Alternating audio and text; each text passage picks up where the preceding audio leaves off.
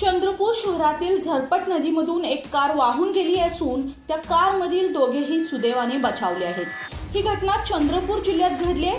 सविस्तर बातमी पाहण्याआधी आपण जर आमच्या हॅलो बळीराजा या चॅनलला सबस्क्राइब केला नसाल तर नक्की सबस्क्राइब करा, जेणेकरून आमचे अपडेट तुम्हाला लवकर मिळतील। रविवारी चंद्रपूर शहरात संततधार पावसानं हजेरी लावली। हा पाऊस सर्वदूर असताना लालपेठ परिसरातील एका नाल्यातून कार वाहून गेली आहे। मिळालेल्या माहितीनुसार 2 दिवसांपासून संततधार पाऊस सुरू आहे, त्यामुळे शहरातील वाहणारी झारपट नदी दुथडी भरून वाहत आहे। वेकोली महाकाली कॉलरीला जोडणाऱ्या शमशानभूमीजवळील झारपट नदीच्या छोट्या पुलावरून पाणी वाहत आहे। एका कार चालकाने वाहत्या पाण्यातून पूल ओलांडण्याचा प्रयत्न केला।